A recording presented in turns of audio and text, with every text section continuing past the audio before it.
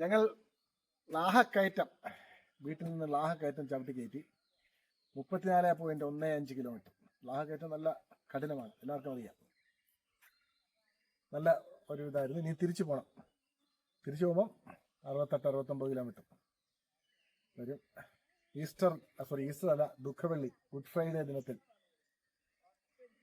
ഒരു രസമായിട്ട് ഞാനും നിങ്ങളുടെ കണ്ണൻ, പ്രായത്തിൽ എന്നെക്കാൾ കുറവാണെങ്കിലും മൂപ്പ് കൂടുതലാണ് ഇവന്. ബുദ്ധി ഇല്ലെങ്കിലും തടിയുണ്ട് ഇവന്. ഒട്ടും ബുദ്ധി ഇല്ലെന്ന് കണ്ടറിയാം. പൊണ്ണത്തടിയനെ എന്തിനു കൊള്ളാം, തെക്കേപ്പുരയുടെ തൂടിന് കൊള്ളാം. അങ്ങനെയാണോ കണ്ണ? ലോകത്തിലെ ഏറ്റവും സക്സസ്ഫുൾ ആയിട്ട് ആളുകളെല്ലാം വണ്ണമുള്ളവര്. ആണോ?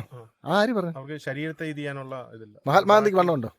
മഹാത്മാഗാന്ധി അത്ര സക്സസ്ഫുൾ ആയിട്ട് എനിക്ക് തോന്നുന്നു. അന്നേരം പിന്നെ ഇങ്ങനെയുണ്ടോ? സുഭാഷ് ചന്ദ്രബോസ് വണ്ണമില്ലേ? ഉണ്ടല്ലോ. ഉണ്ട്. ഹിറ്റ്ലർക്ക് വണ്ണമുണ്ടോ? ഹിറ്റ്ലർക്ക് വണ്ണമില്ല. അങ്ങനെ വലിയ ബുദ്ധിമാന്മാരൊന്നും തടിയുള്ളവരല്ല. മാർക്സ് വണ്ണമുണ്ടല്ലോ. ബുദ്ധിമാന്മാരൊന്നും തടിയുള്ളവരല്ല. മാർക്സിന്റെ ശരീരമൊന്നും താൻ കണ്ടിട്ടില്ലല്ലോ. ശരി, വണ്ണമുള്ള പ്രകൃതം. എന്തായാലും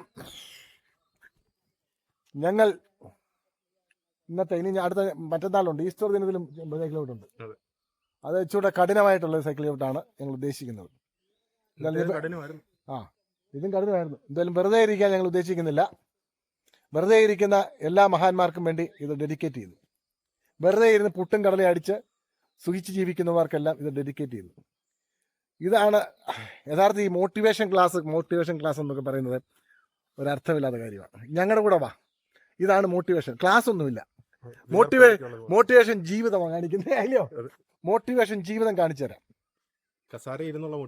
കസേര ഇരുന്ന ലക്ഷക്കണക്കിന് രൂപയില്ല മോട്ടിവേഷൻ ക്ലാസ് കുട്ടികളെ ക്ലാസ്സും കേട്ട് വലിച്ച് ചിരിച്ച് 2 സ്മോളും അടിച്ച് വീട്ടിൽ പോകും. പിറ്റേ ദിവസം ആ മോട്ടിവേഷൻ ഇല്ല, ഒരു കുന്തവും ഇല്ല, കാശ് പോയത് മിച്ചം.